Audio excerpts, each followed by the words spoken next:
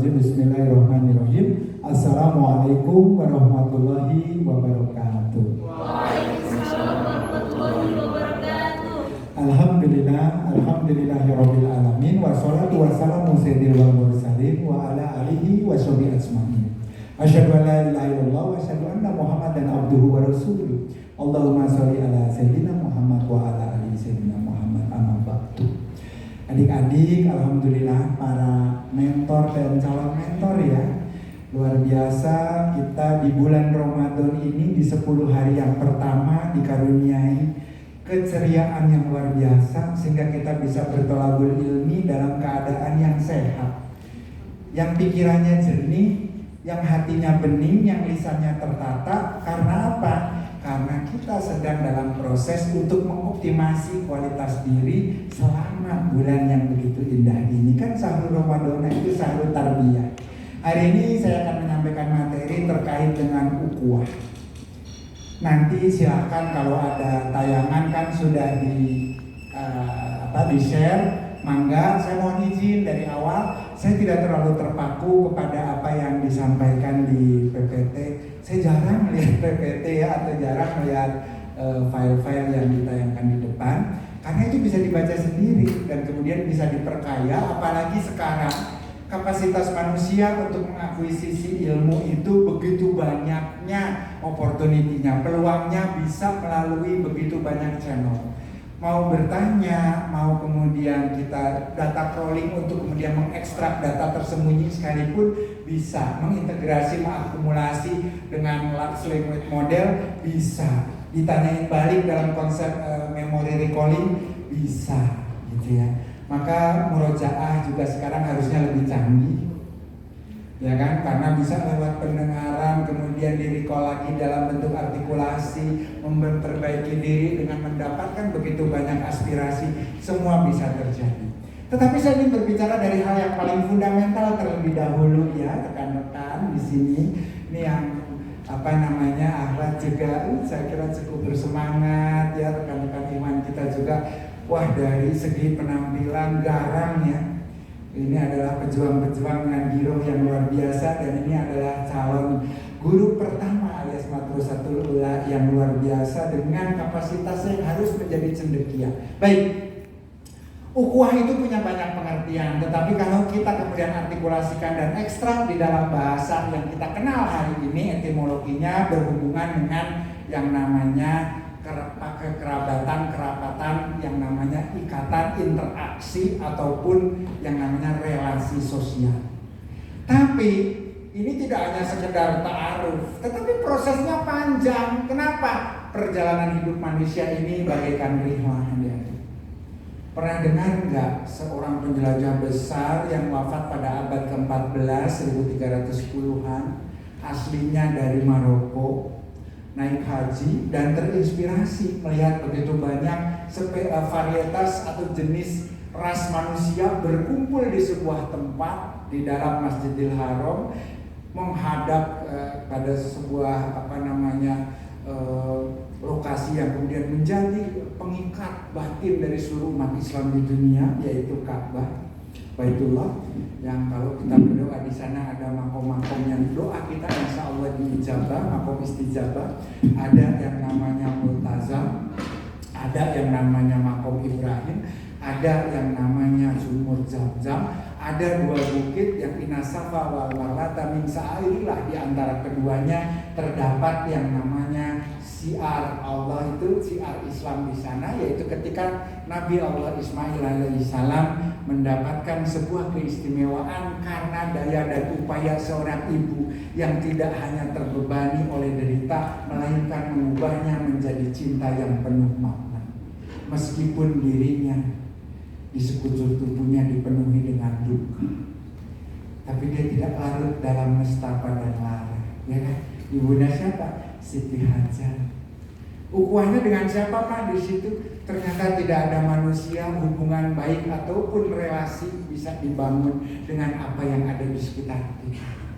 Sunatullahnya alam mendengar, sepakan mungil Ismail, ternyata bisa menjadi petunjuk keluarnya mata air yang berabad-abad kemudian ilmu geologi berusaha mencerna bagaimana bisa di gurun yang tandus, bebatuan yang penuh di struktur mineral. Kalau sekarang di sini kita lihat di Pulau Belitung gitu ya, ada batuan granit. Kalau kita lihat di Muntahan Bom ataupun lontaran lava Pijar Merapi, ada batu-batu yang kemudian membeku menjadi batuan lava beku, Brexit, ada andesit, augit. Ini cara kita membangun ukhuwah dengan cara tidak hanya sekedar hablum minanas saja, tetapi juga hablum minal alam. Bagaimana kita menjadi khalifah, wa ma arsalnaka ila rahmatan lil alamin.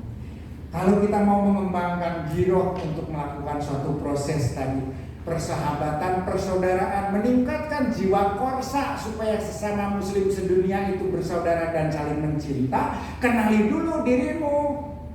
Kenapa? Kan man arafa nafsahu, ya kan? Terus kemudian kalau kita mengenal diri, terus kita mengenal zat yang menciptakan kita. Wa fi anfusikum afala tubsirun. Kita mencari kemudian zat yang menciptakan kita melalui proses silaturahim, ya kan? Melalui proses di mana kita mengidentifikasi potensi, lalu kemudian mengidentifikasi yang namanya fungsi, lalu mengidentifikasi yang namanya korelasi. Kita coba lihat di sini identitasnya, karena dikumpulkan di sini adalah orang-orang yang punya giroh untuk berjuang, untuk syiar, untuk menjadi bagian dari komunikasi dan edukasi supaya bisa memberikan kontribusi membentuk karakter adik-adik kita. Betul kan? Lalu kita ini siapa? Nah, maka kita harus melihat ini, proses ini penting. Kenapa? Kalau kita ingin mengkomunikasikan, mengedukasikan, ingin membangun ukhuwah, ingin mempererat tali silaturahim, tetapi kita sendiri belum berdamai dengan diri kita, yang keluar adalah ekspresi atau representasi kita yang mungkin justru dikendalikan oleh hawa nafsu dan kemudian nanti diwarnai oleh emosi-emosi primordial yang sifatnya dekonstruktif. Kita ngomongnya jadi nggak enak. Kita memilih diksi di dalam sebentuk narasi yang kemudian justru tidak mengkonstruksi, membangun kesepakatan kesepahaman, justru ada rasa yang mendengarnya antara komunikans dan komunikator. Ada yang dari prodi ilmu komunikasi enggak? Kan ada tuh ya, dipahami ya, bahwa ketika komunikasi dan komunikator itu tidak berada pada frekuensi yang sama. Frekuensi yang sama itu ya seperti judul lagu ya, itu asmara vibrasi. Di mana frekuensinya tentu saja tanpa kata, tanpa kalimat yang berbentuk prosa, terlepas dari urusan keindahan dari aspek sastra, tetapi bisa menautkan dua manusia untuk bersama memahami konsep makna. Makna itu kan banyak adik-adik, ada bisa kita gali dari segi genealogis, asal usul maknanya. Ada yang namanya epistemologis, ada yang namanya pendekatan yang kalau kita lihat dari segi mungkin metodologi ataupun filsafat, itu ontologinya. Nah, baik ya, pelan-pelan karena kita ini masih dalam proses pemanasan. Ketika tadi sahur, sekarang makanannya mulai terurai, ya kan, sedikit-sedikit ada yang sudah mulai didistribusi ke otak, sebagian masih di usus gitu ya, sehingga barangkali dari segi satu daya voltase maksimal belum tercapai, sehingga motor listrik di mana ada magnet dan kumparan di sekelilingnya belum bisa memberikan energi traksi seperti kereta api cepat gitu ya. Baterainya sudah terisi dari yang namanya pantograf yang ngambil dari listrik aliran atas, yang diambil dari saluran tegangan tinggi, gardu induk ranca ekek, tapi belum nyampe nih ke engine-nya. Jadi ketika digas masih mejen biasa pagi-pagi, ya kan? Jadi kita harus bisa mengelaborasi siapakah kita, lalu tanda yang menjadi perekat di antara kita, yang kemudian diartikulasikan melalui serangkai kata yang membawa pesan, yang berkesan, dan tidak hanya itu, melainkan menjadi media bagi tersampaikannya pengetahuan. Itu syaratnya dulu. Gitu. ya kan? Coba. Nah, adik-adik, kalau kita melihat yang namanya manusia, ukhuwah dengan membangun relationship, membangun yang namanya proses pendekatan, ada proses tadabbur.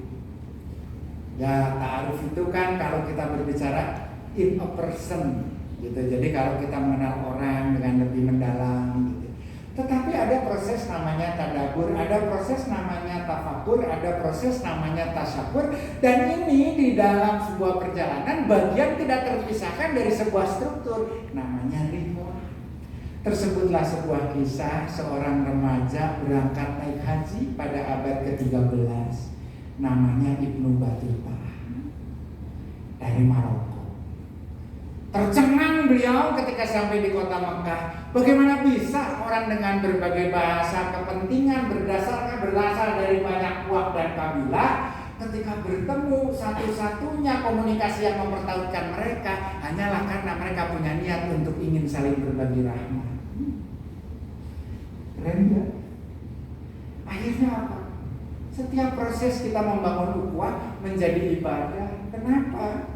Karena ini amanah manusia yang diciptakan oleh Allah menjadi pribadi yang disebut dengan al-bayan, makhluk yang senantiasa berkata-kata, bukannya cerewet, tetapi pandai mengkomunikasikan apa yang dirasa dan apa yang diolah sehingga menjadi sebuah pikiran sebagai respon terhadap dunia yang kita terima di dalam diri kita.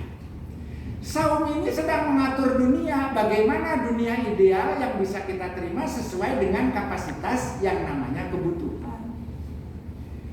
Yang dikurangi dan dikendalikan apa Pak Tauhid? Setan. Setan masuknya lewat bisikan yang dihasilkan oleh aspek kognitif. Allazi wasfizu fisudurinas. Masuknya lewat apa? Keinginan. Sindromanya apa? SLK, sindroma loba kahaya. Ya kan? Pengen boba, pengen cilok, pengen di depan ada apa aja kan, kalau sudah sore semua tersedia. Kenikmatan dunia ya kan, yang memperberat langkah kita menuju Masjid Samsul dulu tersedia ketika panggilan azan berkumandang. Sementara pesanan bakso, batagor, cilok, cimol membuat seluruh pembuluh darah kita tidak bisa berkonsentrasi ke mata, dan kemudian kesadaran mulai menurun, sehingga ketika mengikuti tarawih gitu, di mana target satu malam 1 juz, gempa bumi lokal mulai terjadi. Kalau dari epi dan hipocentrum itu standar intensitasnya namanya skala Richter. Tapi kalau yang terjadi pada objeknya, getarannya namanya MMI, Mercalli Modified Index. Nah, MMI-nya sudah 34. Ayo besok jangan DMS ulah. Musola ada kekuasaan tuh imamnya. Imamnya bahasanya bahasa gaul gitu, pakai sayang SYG kan gitu kan, yang YG kan gitu lah ya, bahasa-bahasa makanya Al-Fatihah juga tiba-tiba amin aja. Tadi baca apa sih? Nggak jelas, gimana mau tumaninah ya kan? Padahal tarawih itu kan esensinya keteraturan, ketenangan, ketertiban, lalu persaudaraan yang terjalin dengan harmoni yang selaras karena adanya orkestrasi, tidak hanya yang didengar, dirasa, tetapi juga kemudian dalam kesamaan, dalam merit sistem yang dikembangkan Islam luar biasa, sehingga ukhuwah dalam Islam tolong digarisbawahi, mengedepankan merit system, yaitu kesamaan hak dan kewajiban di hadapan Allah Subhanahu wa Ta'ala. Makanya Islam menentang perbudakan. Bukan Abraham Lincoln yang pertama, bukan Magna Carta, melainkan Islam antara lain termanifestasi lewat penghapusan perbudakan yang tentu saja pada zamannya menjadi bagian yang ditolak, rejeksi besar pada kaum Quraisy pada saat itu, di mana memang perbudakan menjadi sebuah tradisi. Ya. Salah satu contoh budak yang kemudian terangkat hakikat martabat dan profilnya sampai hari ini kita kenal dengan baik, yaitu Bilal bin Rabah. Bilal bin Rabah itu pemuda berkulit hitam, ya kan, sama dengan Ibunda Siti Hajar yang diduga saat ini berasal itu kan dari Habasyah. Habasyah itu di mana? Di daerah sekitar Ethiopia. Warna kulitnya hitam, ya, Pak Tauhid sudah rada Habasyah lah ya. Gitu. Suaranya demikian merdu sehingga secara genealogis supaya genetika bakat untuk melantunkan azan itu masih kita bisa nikmati sampai hari ini. Para muazin dua masjid yang agung yang kemudian menjadi bagian dari sistem pelayanan publik kerajaan yang masuk dalam konteks Khadimul Haramain gitu ya, pelayan dari dua kota suci, itu senantiasa mencari asal usul dari seorang muazin, ada nggak hubungannya sama Bilal. Dan coba dengar azan Madinah, baru azan aja dia udah nangis. Kalau di sini baru azan langsung kolak. Boro-boro menghayati kan gitu ya, dengar takjil pilihannya sekarang sulit ya. Adik-adik pasti merasakan kan antara kurma dan bala-bala. Iya, lebih populer bala-bala ternyata ya. Padahal kurma itu kalau makan 3 ganjil itu memberikan efek metabolisme, mengembalikan fruktosa. Ini ada dikit kedokterannya lah ya. Gitu ya. Kan tadi itu tadinya mau bikin fakultas kedokteran, tapi memang karena arahnya lebih ke arah teknologi kesehatannya, jadinya kata biomedik di FTE. Apa-apa, biar kedokterannya kan sudah banyak yang lain, sehingga nanti sinergi membangun ukhuwah supaya Indonesia mandiri alat kesehatan perlu engineer dong, perlu juga teman-teman humaniora, ya kan? Komunikasi ngomongnya gimana? Kita itu kan canggih tapi nggak bisa publikasi. Umat Islam itu banyak kelebihannya, nggak ada yang tahu. Orang bangga dengan saya paham itu yang namanya teori gravitasi, teori yang namanya hukum Newton 1, 2, 3 tentang pendekatan fisika deterministik, tentang kelembaman, tentang F sama dengan M kali A. Bayang. Sadar nggak sih bahwa itu sebenarnya dulu yang menggagasnya Al-Haytham? Sadar nggak sih bahwa Al-Hawarizmi yang mengajarkan kita aljabar sehingga kita bisa programming karena tahu algoritma?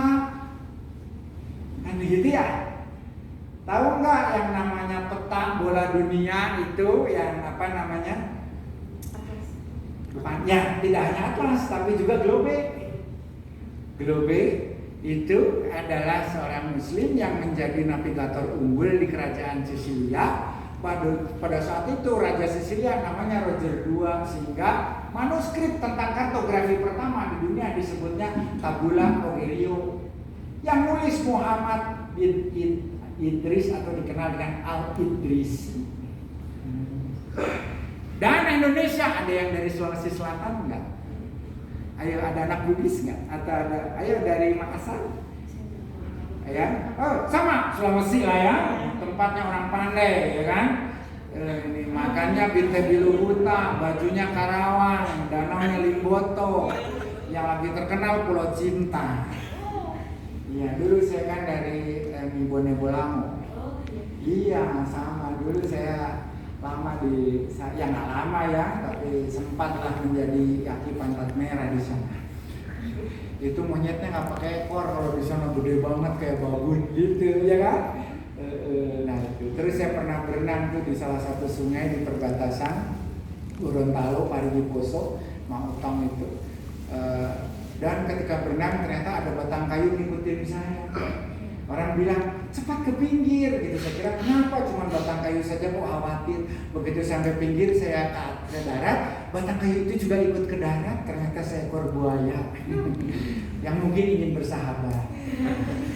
Ini namanya ukhuwah animalia.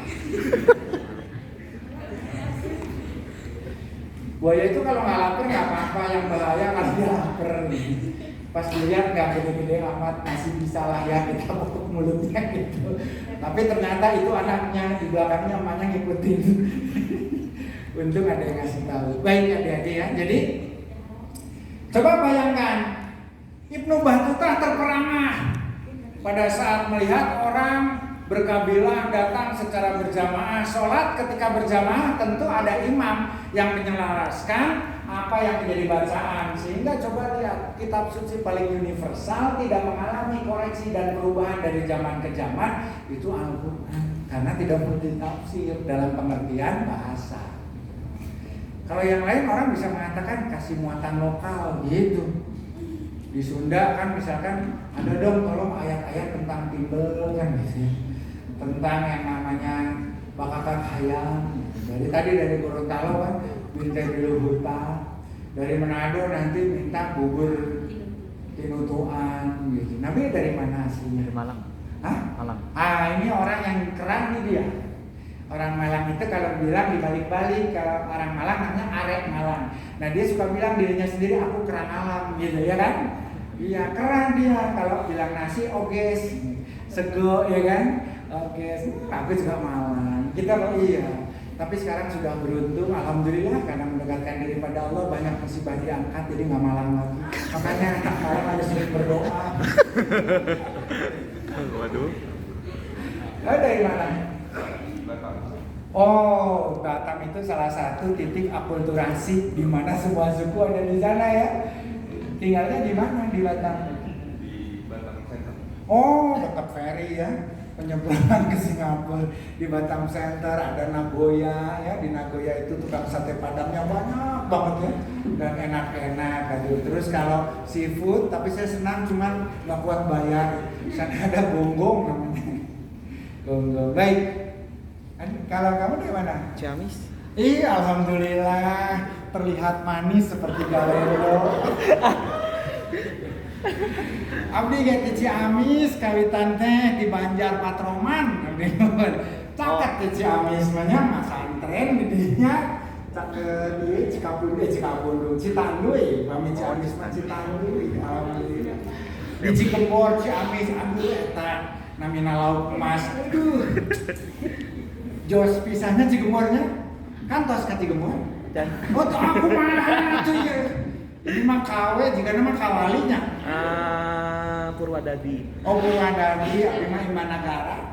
Oh Imbana. Oh benar. Ada dari mana? Anak Medan ada di sini. Melayu Dewi kau ya? Hah? Jawa tapi Puja Kesuma. Hah? Putra Jawa kelahiran Sumatera. Masa nggak tahu ya kan? Puja Kesuma. Nah inilah keterampilan kita berkomunikasi itu meningkatkan kapasitas kita di dalam membangun fondasi ukuah, benar nggak? Kita nggak tahu orang Maroko ngajak ngobrol orang Maroko gimana ceritanya tuh? Diam-diaman gitu. Antum Muslim? Iya. Saya juga. Sahadat sama. Udah ngobrol apa? Kalau di Maroko ngajinya pakai Quran, ya atuh. Mana mah ngajak gelut sih ya kan? Maka kita harus rihlah panjangnya Ibnu Battuta itu mengajari beliau begitu banyak ilmu untuk mengenal sesama manusia, gitu kan? Ibnu Battuta itu pernah singgah di Sumatera, makanya berita tentang barus yang ada kapurnya, gitu. Dan kapur barus itu bukan dari tanah ya, melainkan dia dari pohon barus. Makanya disebutnya kapur barus bukan kapur tulis, gitu. Dipakai salah satunya untuk pembalseman mumi di Mesir yang tidak kita ketahui dari 3000 atau 2000 tahun sebelum Masehi. Berarti Sumatera itu sudah berada dalam percaturan peradaban dunia semenjak era prasejarah. Barus tuh di Sumatera Utara tempatnya. Ada namanya siapa? Pernah ke Barus nggak? Aduh ya Allah, hanya main di Medan. Di Medan tuh sudah kebanyakan mall ya kan? Tapi sekarang revitalisasi lapangan Merdeka ya, tukang-tukang dagang jadi nggak ada. Sekarang ya, dulu jajan aja di situ ya, bawaan turun stasiun, jalan ke lapangan Merdeka. Bukannya pulang ke rumah malah jajan dimsum, enak sih. Dari mana? Dari Garut. Oh, kalau saya dari tadi di sini.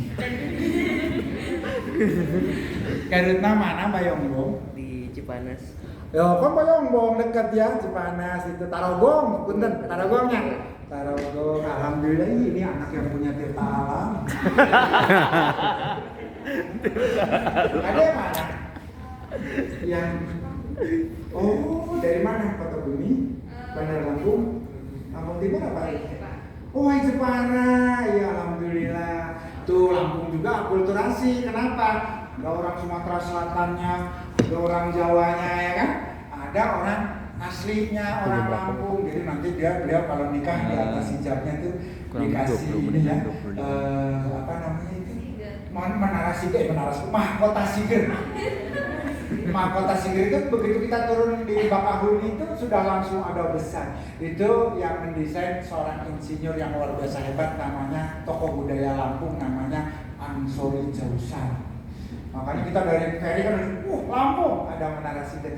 Itu identitas adik-adik. Kalau kita membangun ukhuwah, setidaknya kita mengetahui identitas komunikasi kita. Bener nggak? Iya. Iya benar. Iya kan.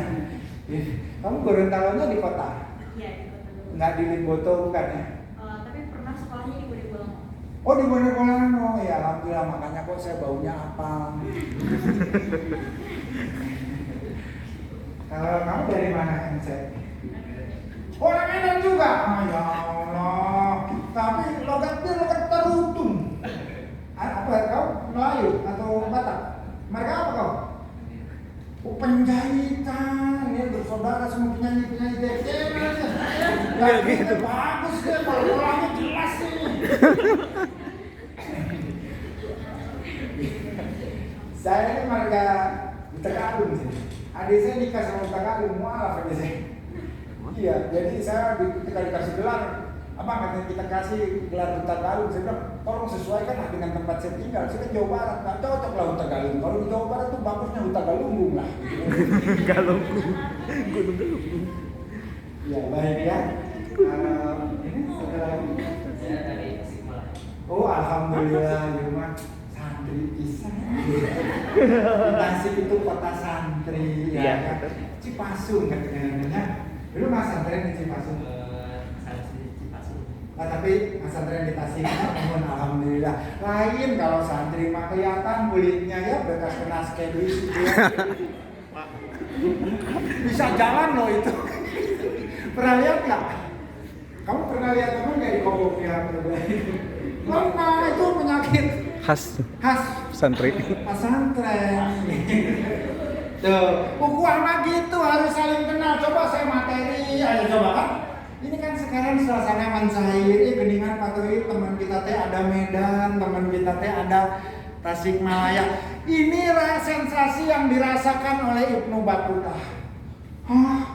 Belum ketika di Masjidil Haram nanya, kamu Afrika, hidung geningannya. Mengkilat gitu ya. Kita juga sekarang kalau lagi umrah orang Turki, kompak bisa.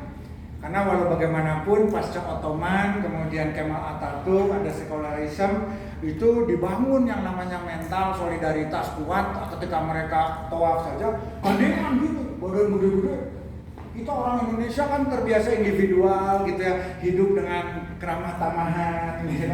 Sementara sebagian saudara kita itu hidup dengan kompetisi, beda karakternya. Tujuan itu ingin diselesaikan dalam waktu tertentu. Kita makan santai, ini kan kita lagi jatuh cinta sama Allah. Tenang, kan gitu ya. Kita sampai di rukun Yamani gitu. Menikmati dulu. Doanya juga santun. Robbana atina fid dunya hasanah wa fil akhirati hasanah wa qina azabannar. Sampai Hajar Aswad. Robbana atina fid dunya hasanah wa fil akhirati hasanah wa qina azabannar. Putar 3 kali gitu, terus orang Mesir nanya, kok Robbana terus apalnya mas? Iya, tapi kan itu memang artinya juga sangat bagus kan, gitu. Jadi nggak salah. Tapi orang pengen cepet punya target, bener juga. Artinya gironya kuat, kan nggak ada salah bener kalau dalam hal seperti itu, ya nggak? Kita ketabrak-tabrak tuh kalau sudah ketemu sama mereka tuh. Doanya sama Robbana, cuman gironya Robbana, Kita ditabrak. Kita kalau mau cepat, gabung aja di belakangnya. Enak, makanya saya kalau bimbing orang nenek-nenek udah sepuh, kita ikut di belakang rombongan Turki atau Afrika, aman kan dia buka jalan. Bener sih. Mas ngikut. Gitu. Itu rukuah kan, habis itu kan duduk-duduk cerita, habis sholat sunat kan ngobrol dan ya salah satunya kan Al-Arabia itu menjadi penting ya, kalau ngobrol pakai bahasa Sunda sama bahasa Mesir yang nggak nyambung. Kan hai pahal, mais mau kalau kali kan gitu ada nanya-nanya dikit. Penting. Namanya sahab. Ente Bahlul. Oh Bahlul. Aduh pecah. Ya, yang terjadi pertumpahan darah tuh. Nah, jadi tadi man arafan nafsahu faqad Rubah. pada saat kita mengenal nafs, termasuk orang-orang besar itu kan nafs semua ya. Nafs itu kan bukan hanya diri kita ya. Nabi juga nafs kan. Jadi mengenal Tuhan itu dari proses kita membangun konsep ukhuwah. Kenapa? Pak, orang itu kok lain-lain Pak, kita gimana nih Pak supaya kemudian bisa mengakomodir mereka? Kenapa nggak disamain aja ya sama Allah? Orang pernah lihat bayi kembar nggak aja gitu? Atau ada teman kita kembar nggak di mentor? Atau menti kita kembar? Gitu. Sehingga mereka itu masuknya gantian. Dan kita nggak tahu. Dulu ada mahasiswa saya kembar. Kalau ujian itu adanya pinter, kakaknya nggak masuk. Jadi nanti dia di dua kelas yang berbeda gitu. Jadi saya masuk itu ya sebenarnya ujian 2 kali tuh adanya terus. Nilainya sama persis 95 kok bisa ya kembar sampai segininya gitu. Terus saya pikir-pikir gitu. Kayaknya ada yang salah gitu. Ya. Jadi kalau kembar yang identik itu, teman-teman akhwat ini kan dikaruniai oleh Allah luar biasa ya. Maka Rasul ketika ditanya siapa manusia yang harus kita hormati selama kita hidup di muka bumi, jawabannya adalah umuka. Wah, harapannya kemudian yang kedua abi lah ya, ayah gitu ya. Ternyata umuka lagi. Terus siapa ya Rasul? Ibumu 3 kali. Baru ayah yang keempat. Berarti kalau kita pakai masalah urusan kejuaraan gitu ya, berarti kan ibu itu sapu bersih dari emas sampai perunggu. Kita ini deh, ini kan sama-sama senasib sama saya nih. Kita ini hanya dapat sertifikat tanda peserta. Karena madrasatul ula, dan tidak hanya itu, ibu itu mewariskan sebuah organela pertanda cinta namanya mitokondria. Itu judul buku saya, mau nggak saya kirim PDF-nya? Boleh ya? Ih, kamu ini ya orangnya cepat di dalam menangkap peluang. Ilmu tuh harus dikejar memang, jangan bapak ntar bilang mau terus suruh bayar lagi. Enggak, for free ya kan? Cuman yang cetak udah nggak ada PDF-nya aja ya. Apa-apa kadang saya juga sendiri kadang suka ribet baca PDF, tapi ya gimana lagi ya? Boleh nanti saya share lewat Nabil lah, lewat kan Nabil kontak saya ada ya, nanti saya share ada. Namanya judulnya Organela Cinta. Di dalam share masih 16 menit lagi. Ya Allah, lama amat sih. Aduh. Ya, jadi yang namanya ibu mewariskan mitokondria itu yang memberi energi pada kehidupan. Ayah tidak. Kenapa coba? Kalian anak yang besar di Telkom University dengan budaya akademik excellent, ya kan namanya juga world class university ya. Jadi harus ngomongnya standarnya excellent lah gitu. Ya. Kenapa? Pak, masa laki-laki perannya dibedakan sama wanita? Perannya masing-masing. Kan Robbana maholata hazabatilan subhanaka wa qina azabannar. Semua juga ada fungsinya. Makanya kita harus tahu dari yang paling kecil, paman yang al miskola zaratin khairul. Itu yang namanya sel itu kan kebaikan yang kecil. Atom, ya kan? Partikel subatomik, quark, fermion dan boson. Sekarang nanti the next level of quantum computing akan membantu lahirnya Artificial General Intelligence alias AGI. Ngitungnya cepat, dalam konteks processingnya superposisi, ya kan? Kalau sekarang kan binari, kalau superposisi bisa 3 bisa 4 kalkulasinya, bayangin cepatnya. Sekarang saja kita pakai Nvidia yang sudah tersedia, sudah keluar GPT-4. Gimana kalau pakai quantum computing dan Spinnaker? Dia tidak lagi bercerita tentang apa yang telah terjadi. AGI itu bahkan merencanakan apa yang akan terjadi. Dunia akan di-reshaping oleh yang namanya kecerdasan artifisial yang dalam segi kognisi akan melebihi kapasitas intelijensi manusia. Manusianya di mana? Ya lebih dari itu kan kita khalifah. Wa ma arsalnaka illa rahmatan lil alamin. GPT boleh membantu kita berpikir, boleh membantu kita membuat artikel untuk tugas kuliah, mangga, gitu ya.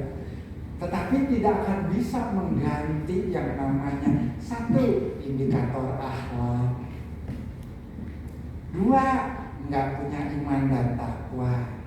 Dia akan punya perasaan, dia bisa baperan, tapi dia tidak akan menemukan ketauhidan. Karena yang bisa merasakan tajalli adalah zat yang memiliki ruh, yang kemudian zatnya secara materi punya koneksi kuantum dengan zat yang menjadi sumbernya. Kan ada tahali, tahawuli, tajalli, ada tauhid rububiyah di situ. Nanti mentoriknya kalau dengan Pak Tauhid ke arah tasawuf, mencari ketauhidan yang disampaikan oleh seorang tauhid. Supaya sesuai. Ya, makanya ada di situ. Baik, kita lanjutkan ya. Maka ukhuwah universal ini deh. Ukhuwah itu sudah dimulai di mana? Dari sel-sel tubuh Anda. Di Garut namanya siapa? Fauzan, alhamdulillah. Kamu dulu di di pesantren? Di mana? Di Persis Tarogong. Oh, Persis berapa? Oh, Persis Tarogong. 76. Oh, 76, Persis 76. Alhamdulillah kayak jaim. Tahu ya? Ada 3 permintaan di saya. Aduh, ini mentor mahnya bagus semua ya. Tidak ada yang merokok, ya kan? Padahal ajengannya pada merokok. Serta yang ditasi kayaknya. Ajengannya merokok, menambah devisa negara. Ajengannya kan, karena kan yang diciptakan Allah tadi. Robana maholakta sabatilan, nggak ada yang sia-sia termasuk tembakau, ya kan? Cuman perokok pasifnya kasihan, gitu kan? Menikmati enggak, sakit iya, gitu. Makanya tapi kalau di sana mah kan nggak ada yang pasif, makanya daripada pasif sama-sama aktif aja. Enggak gitu. Ini premis yang salah ya. Enggak gitu. Baik ya. Kalian kok kayak happy ya, padahal biasanya mungkin materinya berat ya, ini ringan-ringan aja lah gitu ya. Baik. Ukhuwah yang bisa kita lihat pertama dari proses silaturahim itu 1, mengedepankan esensialnya fungsi. Kalau kita itu silaturahmi nggak dapat apa-apa, artinya utilitas dari sebuah hubungan kapasitasnya tidak tercapai. Ngapain berhubungan kalau nggak dapat apa-apa? Pak, saya berhubungan dengan dia dekonstruktif, yang tadinya sholat asar tepat waktu, sekarang sama dia mah jadinya lebih prioritas untuk menyelesaikan hal yang kemudian seharusnya kita bisa letakkan pada prioritas berikutnya. Gitu ya. Jadi teman-teman, kalau dilihat Pak Tauhid, manusia yang tadi itu hasil silaturahim, ibu punya ovarium menghasilkan ovum. Teman-teman punya sel nutfah namanya spermatozoa. Berbekal peta yang sudah diberikan oleh Allah, bukan yang lewat kartografi Muhammad Al-Idrisi, melainkan peta universal yang bisa dibaca hanya oleh bagian tubuh kita yang bertasbih dengan bahasa mereka, yang diniatkan dan ditujukan fokus hanya semata karena cinta, maka sel spermatozoa bisa menemukan ovum yang telah mendambai. Tapi ovum bukan menerima begitu saja. Dia akan berkata, wahai pemuda kesatria, kunilai engkau memang punya semangat luar biasa, pejuang sejati, tetapi ku tahu yang ku mau. Dari 100 juta, 200 juta, 300 juta mereka yang berkompetisi, aku hanya ingin menerima satu. Dialah yang memiliki PIN untuk membuka zona felusida. Kuterima engkau dengan bismillah. Maka kita tuh udah yang terbaik. Karena dari 300 juta terpilih satu, dan yang 299.999 itu dengan ikhlas memberikan kesempatan, oh engkaulah yang terpilih supaya engkau bisa membuahi dalam proses yang disebut dengan konsepsi. Lalu kemudian terjadi proses pembelahan, zigot morula blastula, kemudian menempel di dinding rahim yang seolah sudah menyambutnya dengan tangan terbuka. Lalu terkoneksilah kehidupan, jembatan kehidupan antara bunda dan anaknya. Indah sekali bukan? Ukhuwah sudah diajarkan semenjak di alam rahim yang rahim. Dari mana ukhuwah itu dimulai? Apakah dari rahim? Sebelumnya. Walaqad khalaqnal insana min sulalatin min tin tsumma ja'alnahu nutfatan fi qararin makin. Dari saripati tanah yang saling berkelindan sehingga membentuk molekul-molekul awal kehidupan lewat atom yang kemudian dengan berbagai reaksi persenyawaan ada reduksi dan oksidasi, redoks, lalu kemudian menjadi satu struktur yang stabil, konfigurasinya membentuk materi yang pada gilirannya akan tertata dalam sebuah organisasi namanya sel. Saripati tanah apa sih Pak Toib? CHO, NPK, karbon, hidrogen, oksigen, nitrogen, fosfat, kalium. Di dalamnya kalau karbon cuma karbon unggul, tidak. Ada apanya? Cireng, bakso, cuanki? Enggak. Di dalamnya ada partikel subatom. Tadi pamannya mau di sekolah Zaratin Hoyriru. Inna fi dzalika ayatin liqaumin yattaqun. Makanya harus apa? Untuk membangun ukhuwah, ikro. Jawabannya, membangun akhlak, ikro. Membangun adab, ikro. Membangun akidah, ikro. Makanya ketika Jibril datang ke Gua Hiro, yang disampaikan apa? Ikro. Ikro bismi rabbikal ladzi khalaq, khalaqal insana min 'alaq. Ikro wa rabbukal akram allazi 'allama bil qalam, 'allamal insana ma lam ya'lam. Lalu kita di mana di sini? Enggak ikro. Paman yang mau sekolah Zaratin Hoyriru lewat. Akhirnya apa? Ditanya sama Fabi ayyi ala'i rabbikuma tukaziban. Sudah diperlihatkan keseimbangan dan kemudian bulan dan yang namanya matahari berjalan sesuai dengan orbitnya, manzilahnya demikian tertata, diciptakannya bumi, dihamparkannya sedemikian rupa, dijadikannya tanaman lautan semata bagi manusia agar dapat meminta makna, tidak sekedar menjadi cerita tetapi menjadi pembimbing dalam hidupnya untuk mendekati Zat yang Maha menciptakannya. Dan kita nggak pernah mengenal itu karena nggak cukup ilmunya. Makanya Islam datang, yang terjadi apa? Revolusi akademi, bener nggak? Al-Qarawiyyin abad ke-9 di kota Fes, Maroko, cikal bakalnya tell you, ya, Ustazah Fatimah Fihri 800-an sudah bikin kurikulum, ada LMS-nya. Igrasias supaya bisa memberikan informasi akademik dan materi pembelajaran, ya, yang kemudian direplikasi dengan materi yang kemudian tidak tereduksi atau terdistorsi sehingga terdistribusi secara optimasi. Oxford belakangan, Genoa belakangan, apalagi yang seperti yang ada di benua Amerika muda tuh, Harvard, MIT, Ivy League belakangan. Al-Qarawiyyin menetapkan yang namanya kurikulum matematika, ngajarinya begini supaya nanti hasil akhirnya anak itu menguasai ini, gitu. Yang namanya tadi Al-Haytham tidak hanya persoalan gravitasi dan ilmu bumi, tapi mempelajari yang namanya optik, termasuk di dalamnya lensa. Yang namanya Ibnu Rus, yang namanya Ibnu Sina mengelaborasi, mengekstraksi satu dalil yang kemudian mengatakan Allah bisa ditemukan di dalam tubuh kita, khususnya lewat urat nadi. Wa nahnu aqrabu ilaihi min hablil warid. Kalau di dalam pendekatan psikologi tentu saja hadis qudsi apa? Anna inda zani abdi. Katakan kepada umatmu yang bertanya tentang aku ya Muhammad, bahwa ana inda zani abdi, hadis qudsi. Apa itu? Allah sebagaimana prasangka. Prasangka dalam bahasa psikologi kognitif apa? Persepsi. Bagaimana persepsi dibangun? Dari literasi di mana informasi diekstraksi, disimpan dalam sebentuk memori, lalu bisa diolah dan dianalisis untuk memberikan reaksi yang tidak sekedar aksi, melainkan menjadi bagian dari proses edukasi.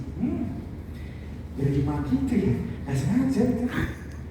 Bisa ini. Nah, kan betul saya. Alhamdulillah. Nah, jadi para mencari Allah itu dari mengenal Allah dari mana? Ya ukhuwah. Makanya kalau kita tidak membangun ukhuwah, Allah jauh, Mas. Jauh. Ya kan? Biro kita belajar mengenal tadi alam ukhuwah kan? Ukhuwah Islamiyah. Islam itu di mana berlakunya kesejahteraan? Wa ma arsalnaka illa rahmatan lil alamin, bukan daya kolot, bukan bojong soang. Kalau kita membina ukhuwah ekologi gimana Pak Tuhit? So, ke depan itu kan ada balong. Kita lihat ke balong melihat Allah loh deh. Ada buruy, bahasa Malangnya buruy apa? Buruy itu kecebong. Kecebong.